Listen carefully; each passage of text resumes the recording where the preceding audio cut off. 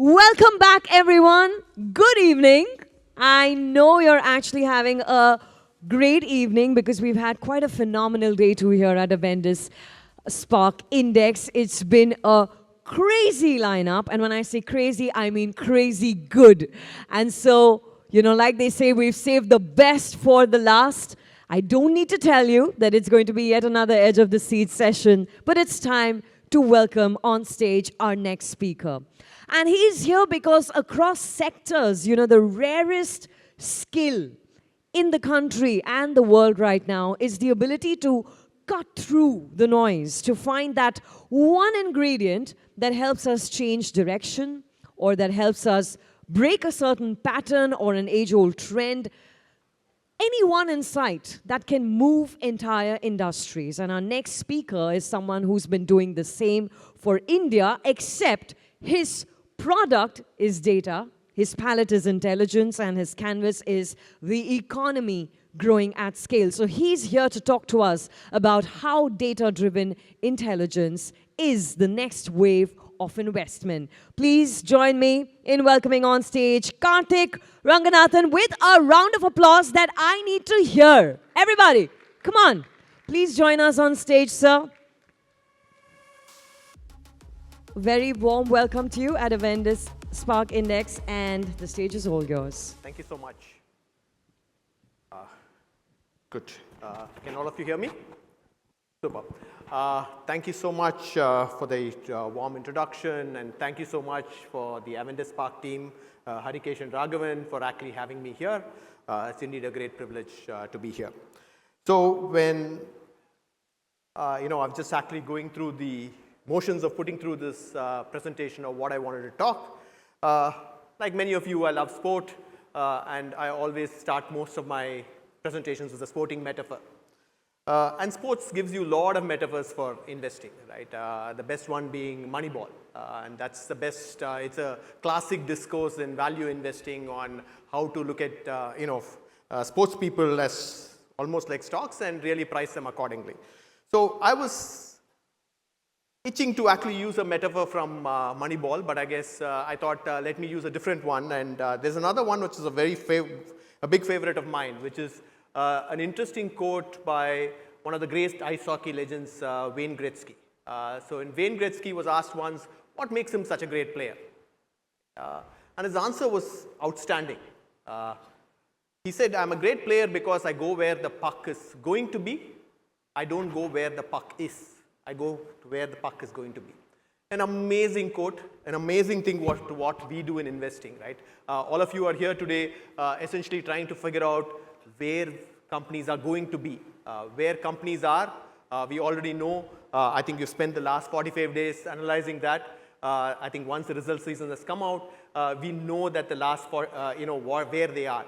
But really what we want to do is where it's going to be, right? So how do we do this? In the past, I think we have used a lot of traditional financial metrics.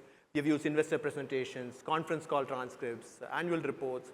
We've used traditional financial metrics to actually understand, where companies are. But these tell you just where they are. They rarely tell you where they're going to be. And that comes from what we call as lead indicators or alternative data. And I'll give you an example of what kind of digital alternative data actually helps you figure out where companies are going to be. And that's the biggest change that we are seeing in investing today, where we are using digital alternative data to determine where companies are going to be as against where companies are at any point in time. So let's start with an example.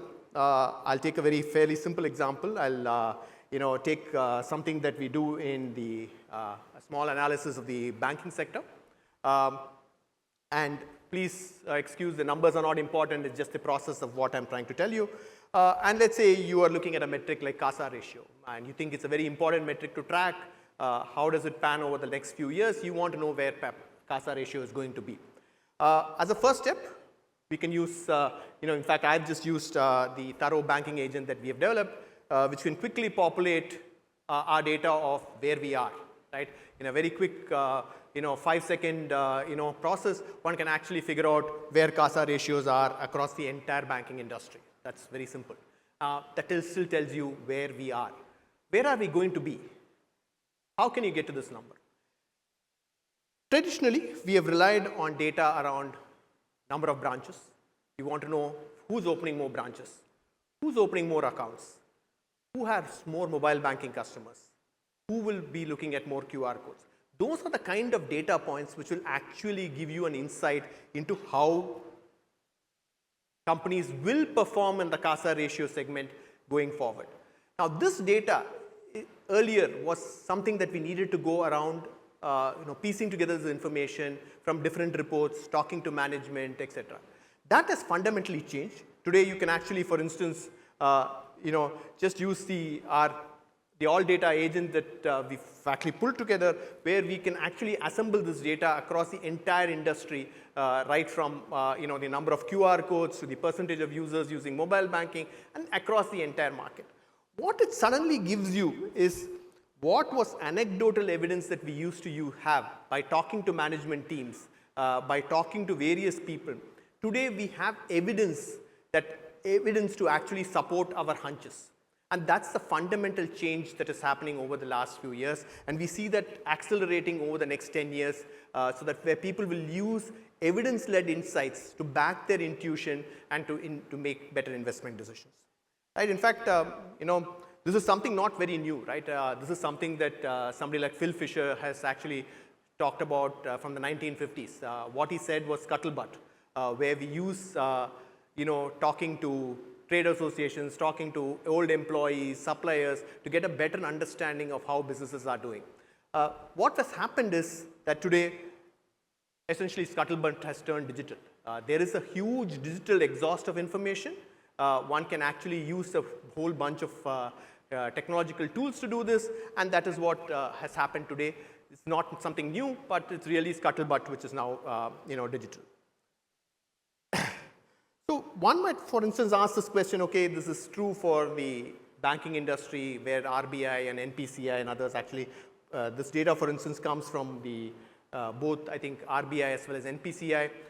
One can ask the question, what other data exists, right? Is there really so much data out in the market which can actually give an inkling of how things are shaping up? The fact is, from over the last 4 years that we started Thorough, we have realized that this universe is actually very large and expanding at a very rapid pace. Today, for instance, we capture something like 25 to 35 million data points every single day, 800 plus sources, which track approximately 25,000 odd companies, both listed and unlisted, very deep, very granular information, and we are able to actually piece together some of this information for long periods of time. Some of this data is, of course, transient. If we miss it, we are not able to capture it, but we are actually being able to put together time series for many of this information for almost 10 years or so. So literally every move, every spend, we are able to now actually think through, just to give you a sense, how we pay. There is enough data on UPI transactions, debit cards, credit card spends by bank, by spend category, what we produce, power demand, by power plant, every single day is available. What we export, container versus bulk, what we export district wise, what are the commodities that we export, right from the HS code up to the 8-digit level today, so one can track to who we export to. So if you want to assess what is the impact of the Trump tariffs on different products, one can actually do it by looking at the export data. So to whom do we export? So the entire gamut of information today is really exploding. In fact, the biggest challenge that you today face is, so what does it mean for investing for us, is the fact that today one can actually say, is this not an information overload? How can I manage so much information, right? So I actually have a different argument for this. Historically, if I were to rewind back when I was in the investing industry 5 years ago or even 10 years ago, too much data was actually a challenge for us to manage, right? And that has changed fundamentally in our belief, because today we have tech tools and AI tools which can actually analyze and distill the thoughts from this data at a very rapid pace. And more importantly, I think the scale of this data, the amount of data which is there, actually enables you to find context. Usually what happens, let's say you have an example, let's say from the auto registrations data, you say company X is growing very fast, but is it growing well in the context of all its competitors, right? Is the industry growing or is it, and who are we losing share to? And it could be to a private competitor. You're able to get granular information out and you're able to use scale to your advantage and actually find context in the data which you have. So I'm going to take a few more examples at this point in time to actually just showcase how we have used AI to actually AI and tech tools to power more interesting investment analysis. Let me take an example that we used our the AI tool that we built to understand something which all of you I'm sure have looked at. So we said who will benefit from semaglutide, right? The semaglutide opportunity. So we actually ran a very interesting analysis. I don't know if I'm sure some of you have already talked about it or thought about it. Any ideas? Okay. So we ran this tool, this question on our tool, right? And we said, we asked an interesting question. We said, the direct beneficiaries of semaglutide are all well known. We said, who are all the beneficiaries across the supply chain? Who are the guys who will, who are the suppliers to this industry who will benefit? Who are the people maybe in the logistics space who will benefit? We actually looked at this interesting analysis, and quite interestingly, we found outstanding analysis across the entire market cap universe, including companies which are actually making the injector pens for semaglutide. So this was not something that we were able to surface from simple discussions, but we were able to do it by looking at all the investor presentations, all the financial results which have been published. We were able to analyze them at scale to figure out who was actually benefiting from this trend. So suddenly again, what was in the past a challenge for us, which was scale, data overload, does not allow you to analyze, does not allow you to think clearly.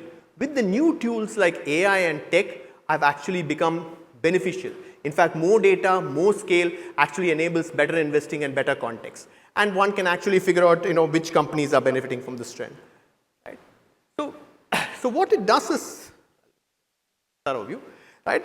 Let me take another example. In fact, this was something which I think we did with the Avendus team only.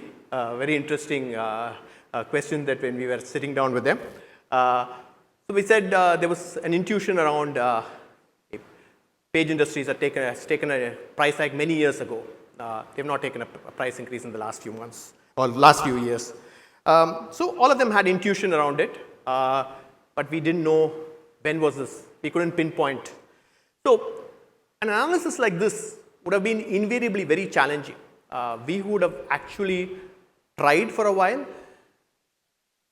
We would have either done it on gut feel or we would have dropped this analysis after a couple of days of work. But today, tech allows you to do it better. In fact, we ran this analysis again on our tool.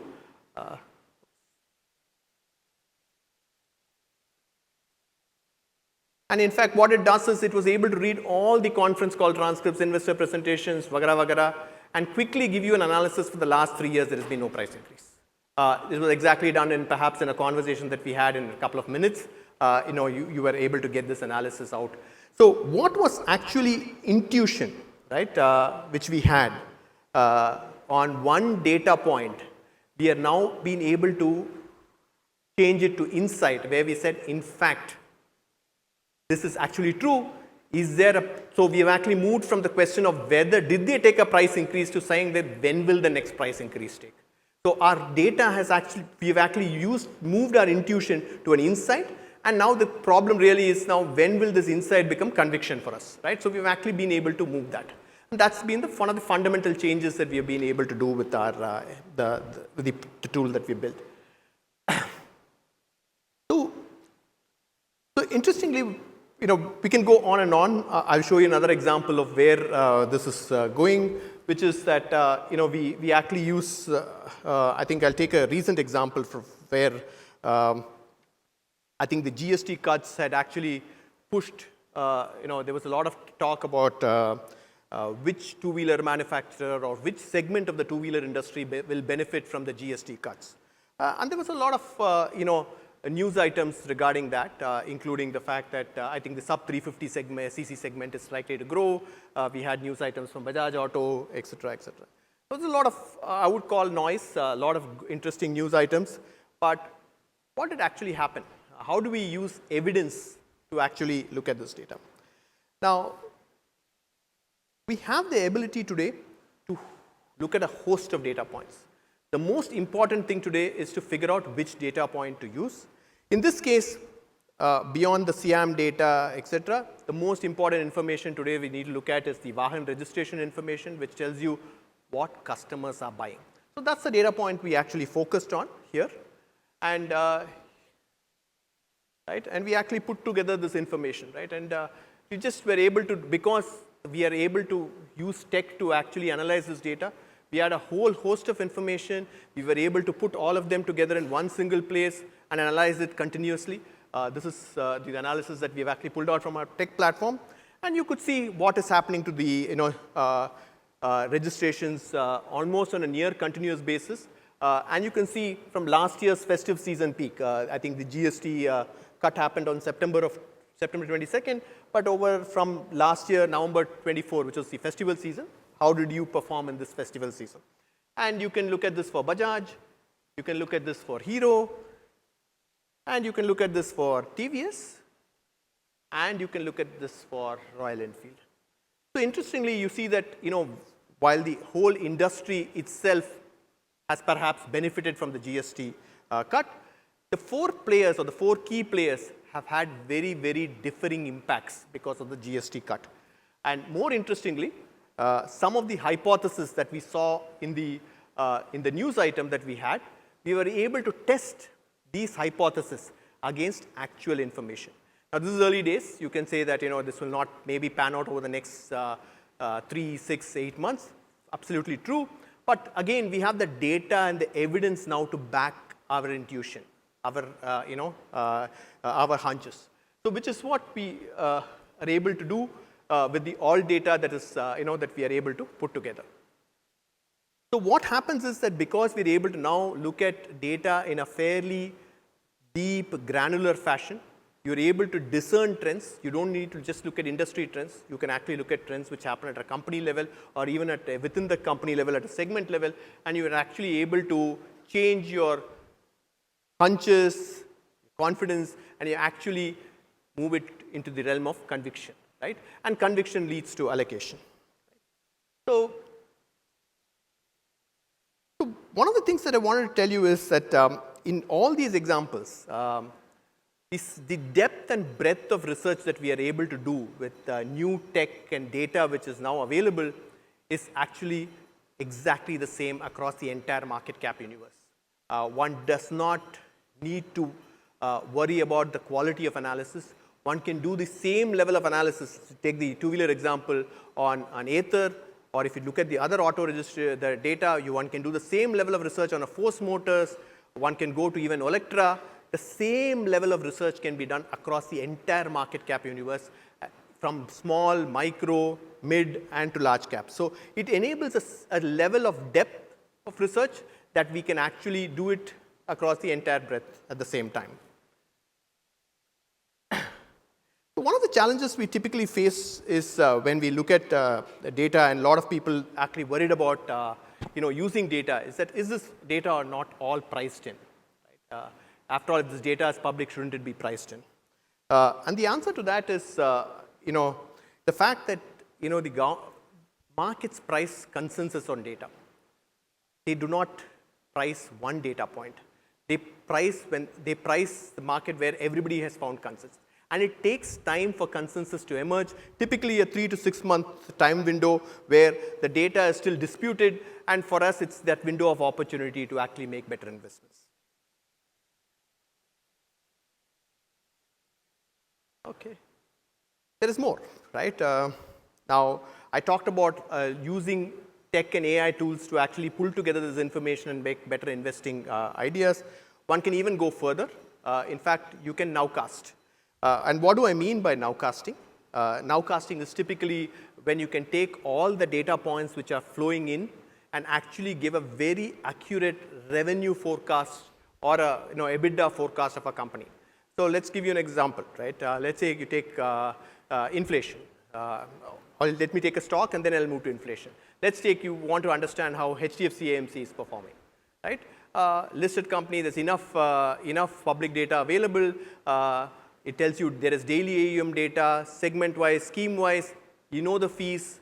Now, the real hunch is to put together all this information on a daily basis and give you what has HDFC AMC earned yesterday. Now, once you start accumulating this information, you have signals on telling you how this company is performing. And once you have accurate nowcast of how the company is performing today, and when I say today, I literally mean November up to November 17th, you have the ability to use that conviction that you see in the data to actually allocate more. And that's what nowcasting is about. So we've actually done nowcast on almost 20 plus stocks. We've actually, I'm just showing you a nowcast that we do for inflation, much like the MIT Billion Prices project. We crawl for prices from across the web. We've actually aggregated this information across a lot of different sources, and we have actually built an inflation nowcast. And over the last few months, almost 12 months, we have a very, very accurate tracker on where the published inflation number is actually coming out at, right? And we at least give you a 15 to 30-day advantage on, let's say, on November 30th, our data points will get updated for the month of November, the inflation figures for November.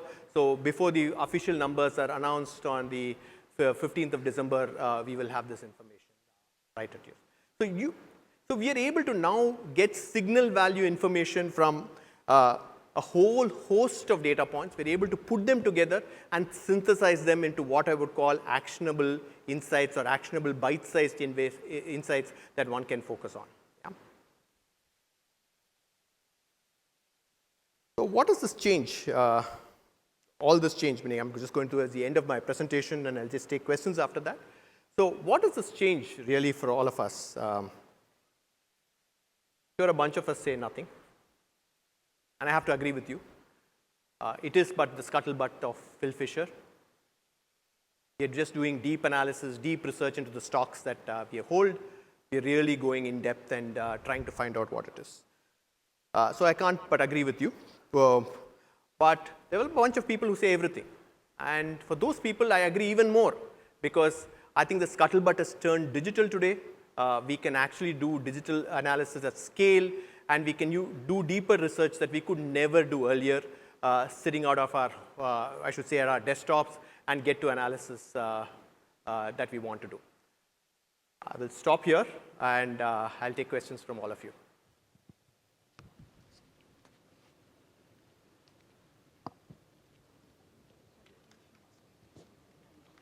Thank you.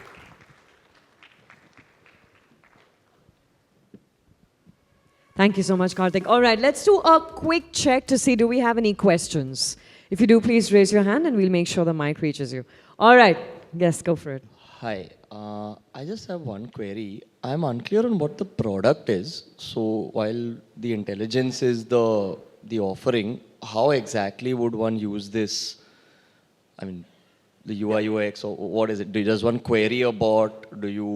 Or do we send a query and you all revert with some insights like a report? How does this work? So it's not meant to be a product demo. So, but we are a subscription product. You just need to come in, write your query. You will get your responses right then and there. So those reports that you showed us, for example, the one around page industries, one would just have to write a query and you get that entire report generated. Absolutely. Got it. All right. Thank you. Thank you for your question. Do we have another one? Yes. Can we please have a mic reach him? Hi, Karthik, just a couple of questions. One is, at least from the presentation and what you were showing, is a lot of high frequency, short-term data. If somebody is a more longer-term investor, how would he sort of think about using this data to get insights? And the second part of it is, again, as you said, it seems like a AI sort of a tool. How do you differentiate versus the general AI like a ChatGPT or Perplexity or any of them who also have some of this data available and potentially can do similar things? Perfect. Damn good question. So as a long-term investor, what is our primary purpose? We want to think like business owners, right? And a business owner has MIS every single day. If you're a 100% owner of a business, you have an MIS, you actually track your business. All the indicators I talked about, and I take the example of a CASA ratio or registrations, are business indicators. They are, yes, high frequency, but they are high frequency business indicators, which actually tell you how the business is shaping up. These are very valuable simply because when you do quarterly aggregation of some numbers, typically it smoothens out some of the idiosyncrasies of the data, etc., and some of the nuances of what is happening to the business actually are lost. Having these high frequency business indicators is very, very valuable because that actually puts you in the shoes of a business owner. So I'm as much a value investor as all of you have been a value investor. So I actually believe that's the best way to do this. So that's the first one. I think being a long-term investor does not mean you don't use high frequency indicators. The second bit is the beauty of high frequency indicators is that it's very difficult to tell a lie every single day. So if you want to actually judge in the confines of this room, what is the management saying? Is it right or wrong? Right? There is nothing to beat to high frequency indicators. And these are also high frequency indicators which come from other sources and not typically from the company. So let's say if a company A is saying I'm doing exports of this and it's growing at 50%, but you're using the export data and you're not seeing that growth, it's a great way to validate what management is saying. So the ability to do those kind of checks, the typical scuttlebutt checks, is phenomenal. And that is the way I would use this alternative data. So something that the next question that you asked was on AI tools. How is it better than all the normal off-the-shelf tools available? So we are a curated database. Very important when you actually use our product, you will see our insights coming from high quality information. So our data points will come from either an investor presentation, it'll come from a credit rating, it'll come from an annual report, it'll come from a press information bureau release. So very high quality information. On the other hand, any of the other tools, you might get a tweet, might get a random, investor who has made a statement about the company. All those data points also coming up.